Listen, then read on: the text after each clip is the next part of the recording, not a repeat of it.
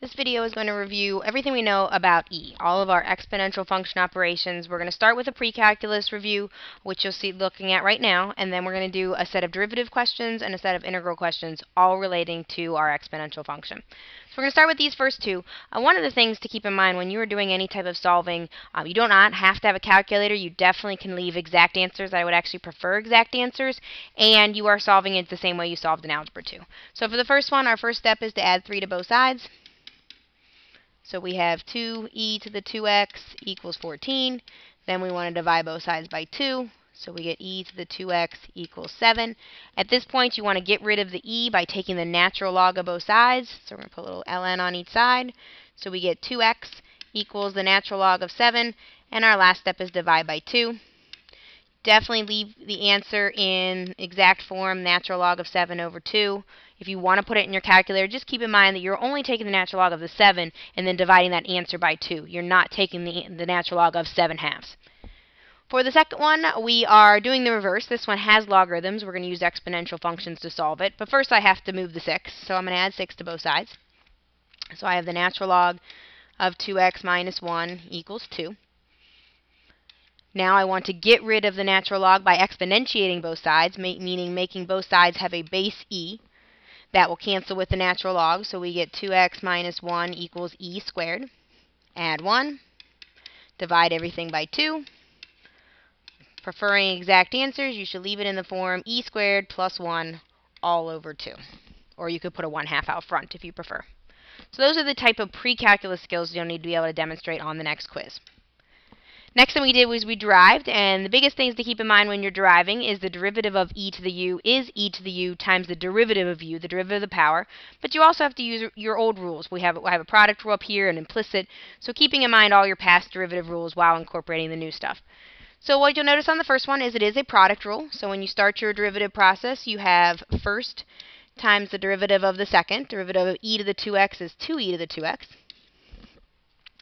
Plus the second times the derivative of the first, e to the 2x times the derivative of the first is 3x squared. A lot of ways to write this answer. Normally you'll see all the 2's, all the coefficients, and all the x's brought out front. So you can write it as 2x cubed e to the 2x plus 3x squared e to the 2x. On a multiple choice question, you may see them doing some factoring. You can factor out an x squared e to the 2x and then leave what's left. That's another alternate way. You really don't have to do any of those steps on a short answer. You just want to make sure on a multiple choice you're ready to find an equivalent answer that's maybe simplified a little differently. The second one, do not start taking the derivative right away. You'll make a mess. You'll be taking quotient rules, and you don't want to do that. Instead, you want to use your logarithm properties to expand and make it into two simple derivatives. So we have the natural log of e to the 3x plus 7 minus the natural log of 5 minus e to the x. If you forget your log properties, you create a really difficult derivative for yourself. Then we're going to derive each piece. This is the derivative rule du over u, the derivative of what you're taking the log of divided by what you're taking the log of. So the derivative of e to the 3x is 3e to the 3x over the original, e to the 3x plus 7, minus the derivative of 5 minus e to the x is just minus e to the x, but I already have a minus, so I'm going to make that addition, e to the x divided by the original 5 minus e to the x. And there's nothing more you can do with that. Even on a multiple choice, you're going to see that answer. You're not going to see any extra simplifying or combining done. The last one, I definitely want to do an implicit. You will definitely see an implicit on the quiz. It's such a common feature to not only have implicit, but have a product rule mixed in, that I went ahead and did a double product rule. So you got the biggest type of problem you could really run into with these. We're going to do a product rule for the first. So we have first times the derivative of the second. The derivative of e to the y is e to the y dy dx. Plus the second, e to the y, times the derivative of the first, so it's going to be 2x e to the y. No dy dx there because I did not take the derivative of a y factor.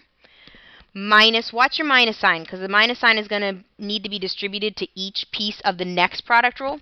So my next product rule, first times the derivative of the second, is just going to be y times e to the x. And then we normally write plus, but keep in mind we have a minus sign to distribute, so we're going to write minus the second times the derivative of the first, that is going to be e to the x dy dx, equals the derivative of a constant is 0. So you have 4 terms. 2 of them come from the first product rule, 2 of them come from the second product rule. The 1 from the second product rule are both negative because of the minus sign. We want to rearrange things, so I'm going to move these 2 because they do not have dy dx. So on the other side, we're going to have a positive y e to the x and a negative 2x e to the y. On this side, we're going to pull out a dy dx, which is going to leave us with x squared e to the y and minus e to the x. Divide both sides by this factor right here. So we are going to divide by x squared e to the y minus e to the x. The only thing I didn't incorporate in this slide is actually taking it a step further and finding slope or tangent line. Just keep in mind, if you need to find slope, then for the first 2, I only need an x value. For the third one, I need an x and a y value because it's implicit. If I want to find the tangent line equation, I need to go a step further, take the slope, take your point, and use y equals mx plus b to write an appropriate equation. Last slide of this video is integrating, and all integrating, basically the day we spent in class where we did nothing but integrate with exponential functions. This is just a quick recap. That day in class we did 11 problems. Here we're going to do 4 of them just to give you a sampling. Biggest thing you want to do with these is first identify what your u should be and your du, see if you have an adjustment, figure out what form it's in. What I mean by that is it an e to the u, is it a du over u, is it a power rule, is it a trig problem, just getting used to the different forms that we've studied in class. First one, the appropriate u would be 4 plus e to the 3x. The derivative of that is 3e to the 3x. The adjustment is a 1/3 adjustment, so we have 1/3 out front. If you just said u should be 3x, you're just not getting enough, and if you try to do that, you're not going to get a form that makes any sense. The form that this is in, this is a du over u form, which means it's a natural log, so I get 1/3 the natural log of 4 plus e to the 3x plus c. Using logarithm properties, you could write that as the cube root of 4 plus e to the 3x. That would be a possible answer you might see on a multiple choice. The second one, your u is your power of e. So I'm going to write it as x to the 1/3 rather than write the cube root because I know the cube root really doesn't help me much. So I'm going to have x to the 1/3. The derivative of that is power out front, power 1 less. So I get 1 over 3x to the 2/3. I have the x to the 2/3. I do not have the 3, so I'm going to multiply both sides by 3. That's going to be my adjustment. We did a problem like this in class, but it was e to the square root of x, I think was one of the homework ones. This is a e to the u problem. If you look at what you chose u to be, the only thing that's being done to it is the power of e. So it's an e to the u. The integral of e to the u is e to the u, so my final answer is 3e to the x to the 1/3, or you can say the cube root of x, plus c. If you want to check for any of these that this answer makes sense, you should derive it, and you should get what you started with. So if I derive that using the derivative rule, which is the derivative of e is the original times the derivative of the power, you'll get back to the original problem. This one is an example of one that mixes a little bit of trig in it, but it's still the same form as the previous one. The u is the power of e, tangent. The derivative of tangent is secant squared. If you blank for a second on your derivatives, look at the problem. The derivative should be contained somewhere in the integral in order for it to work. This is a perfect problem, no adjustment. It is an e to the u. So my answer is just e to the u. My answer is e to the tangent x plus c. This is a nice one to see how it works in reverse. If you were asked to derive that, you would write e to the tangent x, and then you'd write the derivative of tangent x, which is secant squared, and you would get what you see in the original problem. The next one are u. This one hopefully is a little more obvious because you have this large piece in parentheses. The u is what's in parentheses.